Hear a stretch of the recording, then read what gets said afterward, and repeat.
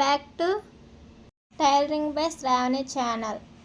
ఈరోజు lining blouse ఎలా cut చేసుకోవాలో ఈ వీడియోలో చూద్దాం. లైనింగ్ని తడుపుకొని అది ఐరన్ చేసుకొని ఇలా 2 ఫోల్డ్స్ వేసుకోవాలి. అంచులు అవతల వైపు ఉండాలి, ఓపెనింగు అవతల వైపు ఉండాలి, క్లోజు మన వైపు ఉండాలి. మనకి బ్లౌజ్లో ఎంత హైట్ ఉందో హైట్ మెజర్ చేసుకోవాలి. దానికి నెక్ వెడల్పు 3 ఇంచెస్ తీసుకోవాలి, షోల్డర్కి 3 ఇంచెస్ తీసుకోవాలి. ఇంకా లావుగా ఉండే వాళ్ళకి ఇంకొంచెం ఎక్స్ట్రా వెడల్పు ఎక్కువ తీసుకోండి, ఒక 1/2 ఇంచు అలాగా. ఇప్పుడు నడుము లూజు మెజర్ చేసుకుంటాం. నడుము లూజు జాకెట్ సైజుని బట్టి తీసుకొని దానికి 1 ఇంచు డాట్ల కోసము, 2 ఇంచులు ఖర్చు కోసం తీసుకుంటాము. ఇప్పుడు నడుము ఎంత హైట్ ఉందో అది మెజర్ చేసుకొని, నెక్ ఎంత హైట్ ఉందో అది మెజర్ చేసుకొని ఒక గీత గీసుకుంటాము. హైట్ మెజర్ చేసుకొని స్ట్రైట్గా ఒక గీత గీసుకుంటాము. గీత గీసిన తర్వాత మనకి ఎంత వెడల్పు కావాలో అక్కడ రౌండ్గా గీసుకుంటాం. కింద వైపు గీసిన తర్వాత అదే ఆర్మ్ రౌండ్ స్కేల్ తీసుకొని రౌండ్గా గీసుకుంటాం.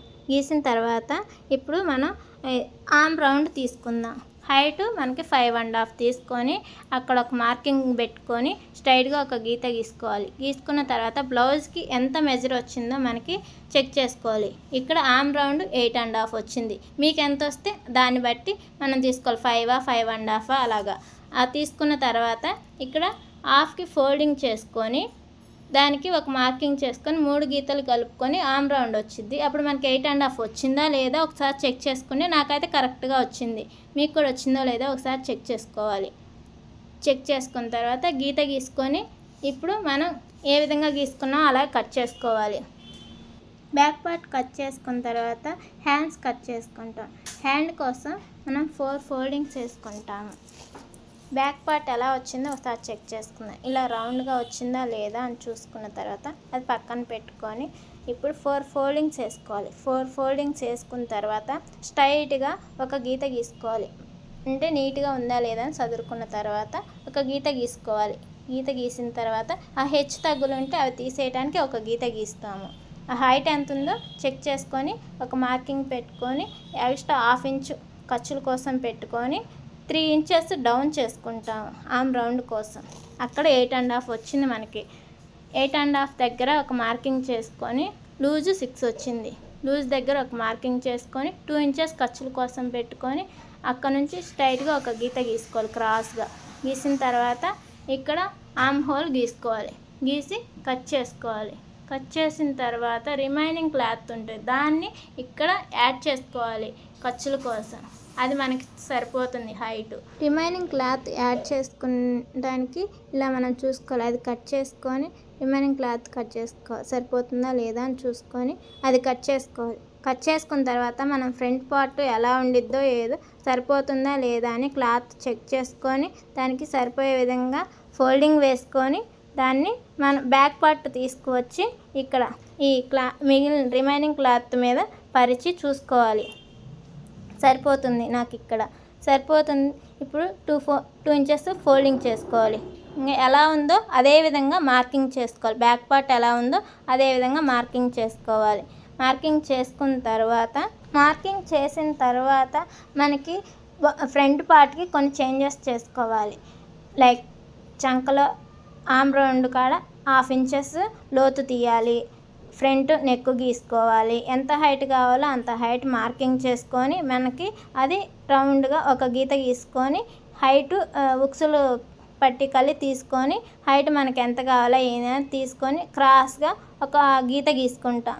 ఇక్కడ హైట్ చెస్ట్ పాయింట్ 10 వరకు ఒక డాట్ పెట్టుకొని అక్కడ నుంచి 3 ఇంచెస్ ఉక్సులు పట్టికల నుంచి కిందకి డౌన్ 3 ఇంచెస్ డాట్ పాయింట్ కోసం షోల్డర్ మిడిల్ పాయింట్ నుంచి 10 ఇంచెస్ మార్కింగ్ చేసుకొని హుక్సుల్ పట్టికల నుంచి 3 ఇంచెస్ డౌన్ చేసుకోవాలి.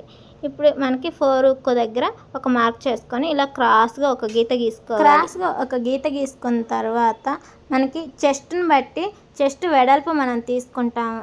ఎక్కువ హెవీ చెస్ట్ వాళ్ళకైతే 1.5, 1.5 అలా తీసుకుంటాం. హైటు 3 దాకా తీసుకుంటాం. నార్మల్ చెస్ట్ హైట్ అయితే 2.5 తీసుకుంటాము. వెడల్పు 3 తీసుకుంటాము. ఇప్పుడు ఈ హుక్స్లు కల్లి కిందది 2 పట్టుకుంటే మిడిల్లో డాట్ వస్తుంది. మిడిల్లో డాట్ మార్కింగ్ చేసుకున్నాక మనం ఇప్పుడు ఏ విధంగా మార్కింగ్ చేసుకున్నామో అదే విధంగా కట్ చేసుకోవాలి. కట్ చేసుకున్నాక ఎగుడు దిగుడు లేకుండా నీట్గా మనం ఎలా మార్కింగ్ చేసుకున్నామో అదే విధంగా కట్ చేసుకోవాలి. కట్ చేసుకున్న తర్వాత ఒరిజినల్ మీద మనం లైనింగ్ ఏ విధంగా కట్ చేసుకున్నామో అదే విధంగా లైనింగ్ని ఒరిజినల్ని రెండింటిని కట్ చేసుకోవాలి. కట్ చేసుకున్న తర్వాత గమ్ పెట్టి అంటించుకోవటం వల్ల మనకి బాగా నీట్గా కుట్టుకోవడానికి అనువుగా ఉంటుంది. లేదంటే కొత్తగా నేర్చుకునే వాళ్ళకి కుట్టుకోవడానికి వీలు కాకుండా ముడతలు వచ్చే ఛాన్సెస్ ఉన్నాయి. జాగ్రత్తగా వేసుకొని అంటించుకోవటం కూడా నీట్గా అంటించుకోవాలి. ఇప్పుడు మనం షేప్ బెల్ట్ ఎలా కట్ చేసుకోవాలో చూద్దాం. హుక్కులు కాజాలు పట్టి కల్లి 3 ఇంచెస్ హైట్ తీసుకోవాలి. సైడ్ జాయింట్లు కల్లి 3 తీసుకుంటే సరిపోతుంది. మిడిల్లో 2.5 తీసుకుంటాం. ఈ 3 డాట్లను కలుపుకుంటూ మార్కింగ్ గీసుకోవాలి. గీసుకున్న తర్వాత అది కట్ చేసుకోవాలి. ఒక 1/2 ఇంచ్ ఖర్చు తీసుకొని అది కట్ చేసుకోవాలి. కట్ చేసుకున్న తర్వాత బ్లౌజ్కి మనం తీసుకున్న మెజర్మెంట్ సరిపోతుందా లేదా చూసుకొని దానంతా తీసుకొని కట్ చేసుకోవాలి. కట్ చేసుకున్న తర్వాత ఒరిజినల్ మీద లైనింగ్ పెట్టి మనకి సరిపోతుందో లేదో ఒకసారి చెక్ చేసుకొని అదేవిధంగా మనం లైనింగ్ ఎలా ఉందో అలాగే ఒరిజినల్ కూడా కట్ చేసుకోవాలి. కట్ చేసుకున్న తర్వాత ఫైనల్గా ఇలా ఉంటుంది. ఇలా ఉండిన తర్వాత ఇప్పుడు షేప్ బెల్ట్కి మనకి సరిపోతుందో లేదో లేదా ఎక్స్ట్రా ఖర్చులు పడతాయో లేదో చూసుకొని మనం ఆ క్లాత్ని అడ్జస్ట్ చేసుకొని కట్ చేసుకొని ఇక్కడ నాకు సరిపోవట్లేదు కాబట్టి ఎక్స్ట్రా క్లాత్ సరిపోవట్లేదు కాబట్టి ముక్కని ఎలా యాడ్ చేయాలో నెక్స్ట్ వీడియోలో స్టిచ్చింగ్ వీడియోలో ఉంటుంది. ఈ వీడియో తప్పకుండా చివరి వరకు చూసి లైక్ చేసి షేర్ చేసి కామెంట్ చేయండి. ఏమన్నా డౌట్లు ఉంటే కామెంట్ సెక్షన్లో తెలియజేయండి.